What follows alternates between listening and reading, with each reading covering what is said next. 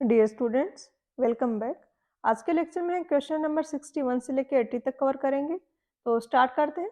Question number 61 में दिया है कि प्लास्टिसिटी इंडेक्स है, ये किसके बीच का न्यूमेरिकल डिफरेंस है।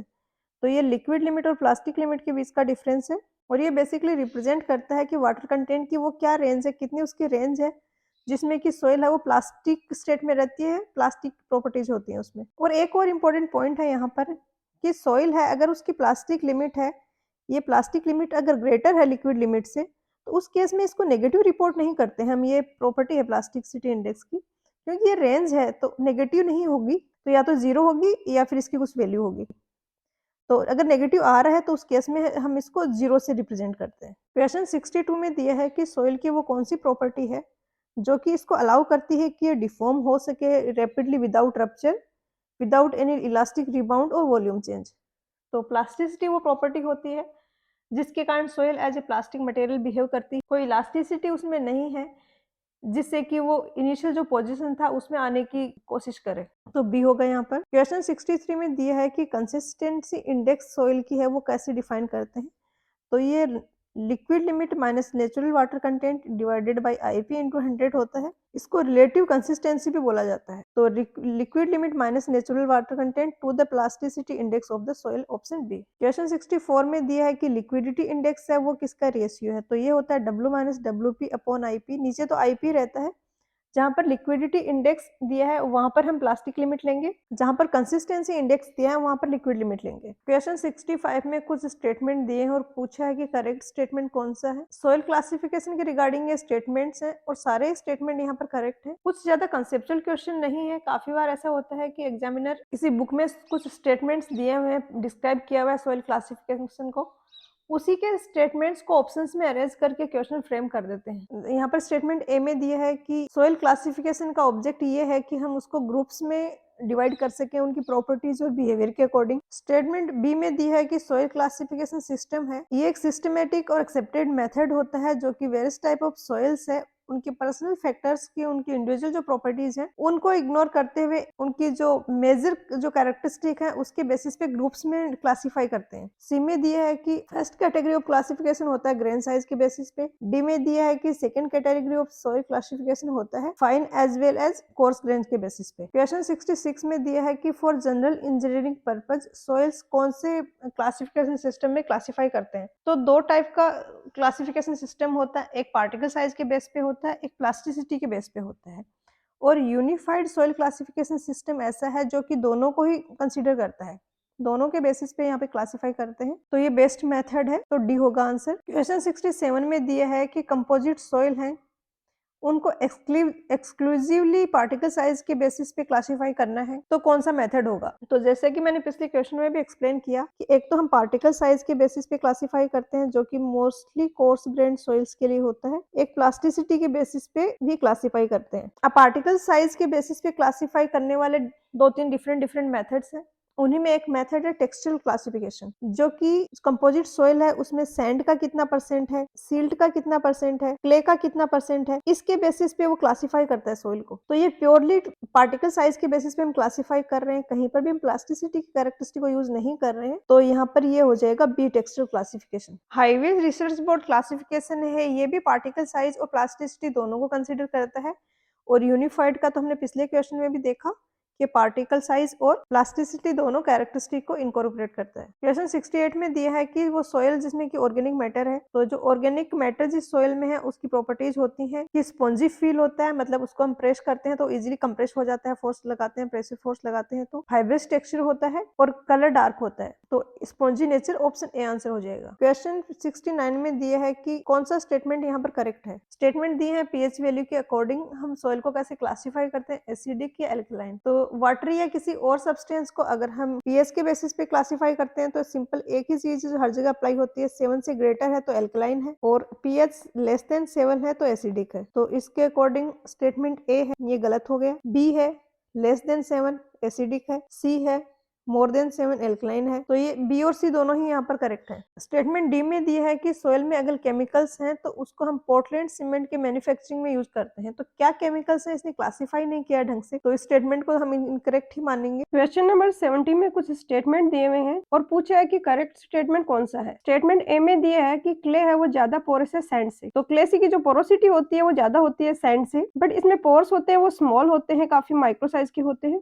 और इंटरकनेक्टेड पोर्स नहीं होते हैं, इसलिए परमेबिलिटी है वो कम होती है क्ले की ऑफ कोर्स, बट पोरोसिटी है वो ज्यादा होगी। बी स्टेटमेंट है ये उतना क्लियर नहीं है। इसमें दिया है कि सोइल का जो ऑर्गेनिक मैटर है उसका प्रेशर है वो बीयरिंग कैपेसिटी को डिक्रीज करता है। तो सोइल की बीयरिंग कैपेसिटी, अब सोइल की बीयरिंग कैपेसिटी इफेक्टिव स्ट्रेस पे डिपेंड करती है और इफेक्टिव स्ट्रेस रिड्यूस होता है अगर अपलिफ्ट प्रेशर लग रहा हो। तो ये पॉइंट आपको ध्यान रखना है कि अपलिफ्ट प्रेशर जहां पर है वो इफेक्टिव स्ट्रेस को रिड्यूस करेगा और उसके कारण बीयरिंग कैपेसिटी रिड्यूस होगी। बट यहाँ पर प्रेशर किसके कारण लग रहा है मेंशन नहीं किया है, तो स्टेटमेंट इनकम्प्लीट है ये। बी में दिया है कि जो एल्यूमिनस सीमेंट होती है जिसको हम हाई एल्यूमिनस सीमेंट भी बोलते हैं, उसको उन फाउंडेशंस में यूज करते हैं जहाँ पे केमिकल डिपॉजिट्स ज्यादा हो सोइल में। हाई एल्यूमिनस सीमेंट है उसका केमिकल अटैक के लिए जो रेजिस्टेंस होता है वो ज्यादा होता है, तो जहां पर भी केमिकल अटैक के चांसेस हो वहां पर हम इसको यूज कर सकते हैं। ए और सी करेक्ट है, बट बी यहाँ पे क्लियर नहीं है स्टेटमेंट। फिर भी बेस्ट पॉसिबल आंसर होगा वो ऑल ऑफ द वो ही होगा। क्वेश्चन 71 में दिया है कि सोइल का मॉइस्चर कंटेंट चेंज होने से किस किस पर इफेक्ट आएगा, क्या क्या वैल्यू चेंज होंगी। तो एंगल ऑफ रिपोज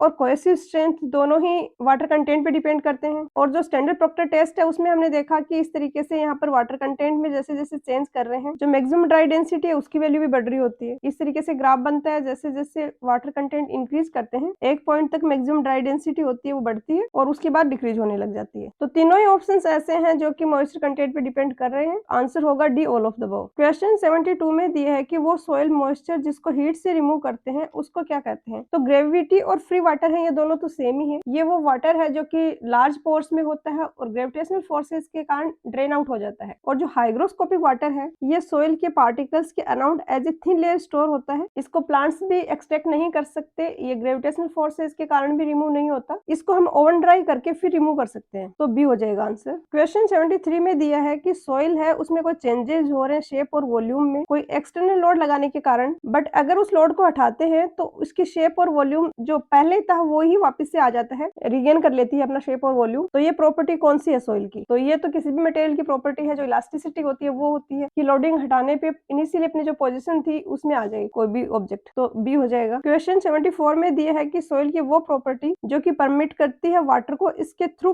परकोलेट होने के लिए, जैसे कि सोइल की पार्टिकल्स हैं बीच में से वाटर के पार्टिकल्स मूव कर रहे हैं, तो ये सोइल की प्रॉपर्टी होती है परमेबिलिटी। तो बी हो गया। क्वेश्चन 75 में दिया है कि वाटर है उसमें जो कैपिलरी राइज होगा वो किस पर डिपेंड करेगा। वाटर में जो स्मॉल पोर्स होते हैं सोइल पार्टिकल्स के बीच में वो as a capillary tube act करते हैं। और जैसे कि ये वाटर टेबल है इसके सोइल नीचे की जो सोइल है वो सेचुरेटेड है। अब कैपिलरी राइज के कारण इसके ऊपर की जो कुछ पार्ट है सोइल का कुछ डेप्थ तक ये भी सेचुरेटेड होती है और ये कैपिलरी राइज के कारण सेचुरेटेड होती है। जैसे कि फ्लूइड में आपने पढ़ा होगा कि इस तरीके से कोई ट्यूब है उसको हम किसी पोर्ट में इंसर्ट कर रहे हैं तो इसमें वाटर लेवल ये है तो इस ट्यूब के अंदर वाटर लेवल है वो इससे ज्यादा होगा और वाटर यहाँ पे है तो ये कैपिलरी राइज होता है। और फॉर्मूला भी आपने फ्लूइड में पढ़ा होगा कि H इज इक्वल टू होता है 4 sigma cos theta upon rho GD। तो डायमीटर जितना ज्यादा होगा हाइट ऑफ कैपिलरी राइज उतना ही कम होगा, ये इनवर्सली प्रोपोर्शनल है। तो अब स्टेटमेंट्स देखते हैं। ए में दिया है कि फोर्स रिस्पॉन्सिबल है वो उस पर डिपेंड करेगा कि कैपिलरी राइज है वो कितना हो रहा है। तो ऑब्वियसली एडेसिव फोर्सेज के कारण ही ये कैपिलरी राइज हो रहा है तो उस पर ये डिपेंड करेगा, जितने ज्यादा एडेसिव फोर्सेज होंगे कैपिलरी राइज उतना ही ज्यादा होगा। बी में दिया है कि सोइल पार्टिकल्स का साइज अगर इंक्रीज होता है तो कैपिलरी राइज इंक्रीज होगा, तो ये तो गलत स्टेटमेंट हो गया। सी में है कि सोइल पार्टिकल्स का साइज अगर डिक्रीज होता है तो कैपिलरी राइज ऑफ वाटर है वो डिक्रीज होगा, तो ये भी गलत हो गया। एक और यहाँ पर इंपॉर्टेंट पॉइंट है कि बी और सी सेम ही चीज इंडिकेट कर रहे हैं कि इसको इंक्रीज कर देंगे तो ये इंक्रीज होगा, इसको डिक्रीज करेंगे तो ये डिक्रीज होगा, तो ये स्टेटमेंट सेम सेम हो गए। तो ऐसे अगर 4 ऑप्शन है उसमें 2 ऑप्शन ऐसे आ रहे हैं तो ऑब्वियसली वो दोनों ही गलत है, क्योंकि फिर यहाँ पर बी अगर करेक्ट होगा तो फिर सी भी करेक्ट होगा। तो ये हिंट है छोटे छोटे जो कि MCQ बेस्ड क्वेश्चन होते हैं उनमें काफी इफेक्टिव हो जाते हैं काफी बार। डी में दिया है कि less in wet soil than dry soil, तो ड्राई सोइल में तो वाटर ही नहीं है तो कैपिलरी राइज कहाँ से होगा, तो डी भी इनकरेक्ट हो गया। ए यहाँ पर करेक्ट है, ए आंसर होगा। क्वेश्चन 76 में दिया है कि इंटरनल मोलिकुलर अट्रैक्शन है जो सोइल का कोहेशन, इसको हम सी से रिप्रेजेंट करते हैं, इसके रिगार्डिंग कौन सा स्टेटमेंट यहाँ पर करेक्ट है? ए में दिया है कि मॉइस्चर कंटेंट इंक्रीज करने से डिक्रीज होगा, बी में दिया है कि मॉइस्चर कंटेंट डिक्रीज करने से इंक्रीज होगा। यहाँ पर स्टेटमेंट ए और स्टेटमेंट बी दोनों सेम ही है। ये क्या स्टेटमेंट का रिजल्ट यहाँ पर निकल रहा है कि ये इनवर्सली प्रोपोर्शनल है, एक को बढ़ाने से दूसरा घट रहा है। जो ए स्टेटमेंट में बात कही गई है उसी को थोड़ा लैंग्वेज चेंज करके बी में कहा गया है, और दो ऑप्शन तो हो नहीं सकते, यहाँ पर एक ही ऑप्शन करेक्ट होगा एमसीक्यू बेस में, तो दोनों ही इनकरेक्ट हो गए। सी में दिया है कि वेल कॉम्पैक्टेड क्ले है, तो वहां पर कोहेशन की वैल्यू ज्यादा होगी। जो क्ले सॉइल्स है उनमें जो सीडिंग स्ट्रेंथ होती है वो सी के कारण होती है, वहां पर फाइव की वैल्यू 0 होती है, तो उनके रिगार्डिंग स्टेटमेंट्स हैं। कॉम्पैक्टेड सॉइल होगी तो सी की वैल्यू है वो ज्यादा होगी। डी में दिया है कि एक्सटर्नल अप्लाइड लोड पे डिपेंड करेगा। सीडिंग स्ट्रेंथ होती है सॉइल की, उसको सी प्लस सिग्मा 10 हम लिखते हैं। एक्सटर्नल अप्लाइड लोड का इफेक्ट सिग्मा पे आएगा, बट सी पर इसका कोई इफेक्ट नहीं आएगा, तो एक्सटर्नल अप्लाइड लोड पर डिपेंड नहीं करेगा कोहेशन, तो ओनली सी स्टेटमेंट यहाँ पर करेक्ट है। 77 में दिया है कि बीयरिंग कैपेसिटी ऑफ सॉइल किस पर डिपेंड करती है। बीयरिंग कैपेसिटी का सबसे कॉमनली यूज्ड फॉर्मूला है वो टर्जागी फॉर्मूला है, जो कि ये होता है। यहाँ पे N C N Q N gamma है वो फाई के फंक्शन है। बी विड्थ है, ये फॉर्मूला है रेक्टेंगुलर फुटिंग के लिए है, अगर डिफरेंट साइज की फुटिंग होगी तो फॉर्मूला अलग होगा। सी डेस कोहेसिव इंटरसेप्ट है, क्यू जीरो है वो सरचार्ज है, गामा है वो सॉइल का स्पेसिफिक वेट है।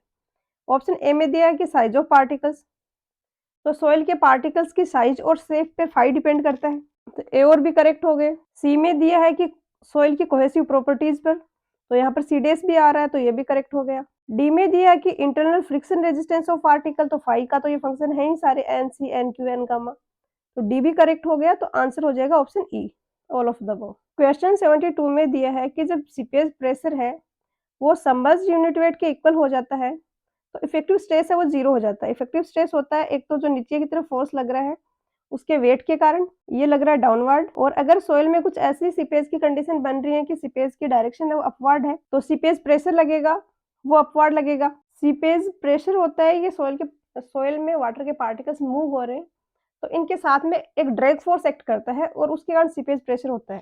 अब दोनों अपोजिट डायरेक्शन में है, ये कभी ऐसी सिचुएशन बनती है कि सोइल सबमर्ज्ड कंडीशन में है, तो उसका सबमर्ज्ड वेट होगा वो इक्वल हो रहा है सीपेज प्रेशर का जो फोर्स आ रहा है उसके, और इस केस में सिग्मा है वो 0 हो जाता है। ये डाउनवर्ड है ये अपवर्ड है, दोनों का मैग्नीट्यूड अगर सेम हो गया तो सिग्मा की वैल्यू हो जाती है 0, तो सोइल है उसमें कोई भी शियर स्ट्रेंथ नहीं रहती। ये मोस्टली जो सैंड वगैरह जो कोर्स ग्रेन सॉइल है वहां पर अक्कर होती है सिचुएशन, क्योंकि कोर्स ग्रेन सॉइल्स के लिए शियर स्ट्रेंथ होती है सिग्मा 10 तो सिग्मा 0 हो गया तो कोई शियर स्ट्रेंथ ही नहीं है वहां पर, और इस कंडीशन को हम बोलते हैं quick sand condition, boiling condition या क्विक कंडीशन भी बोल देते हैं। और ये कंडीशन बनती है तो क्या होता है कि सोइल में वाटर के पार्टिकल्स अपवर्ड फ्लो हो रहे हैं, तो ये वाटर के पार्टिकल्स मूव होते हैं तो इफेक्टिव स्ट्रेस 0 हो गया, शियर स्ट्रेंथ 0 हो गई, तो अपने साथ में सोइल के पार्टिकल्स को भी अपवर्ड फ्लो करवा देते हैं, तो डी हो जाएगा यहाँ पर आंसर। क्वेश्चन 79 में दिया है कि स्पेसिफिक ग्रेविटी है वो जी है, वॉइड रेशियो है वो ई है, तो hardly gradient critical hardly gradient क्या होगा, बेसिकली ये होना चाहिए क्वेश्चन। तो क्रिटिकल हार्डली ग्रेडियंट वो है जिस कंडीशन में तो इफेक्टिव स्ट्रेस है वो 0 हो जाए,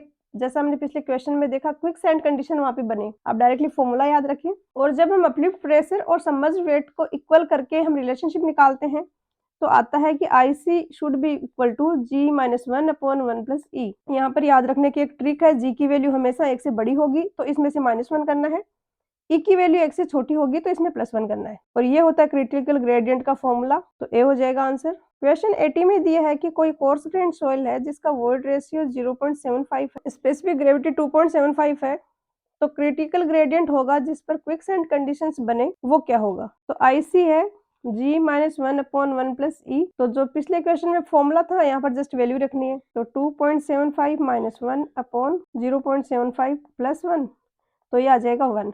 तो अगर हार्डली ग्रेडियंट 1 है तो उस केस में क्विक सैंड कंडीशन है वो अकर होंगी, तो डी हो जाएगा आंसर।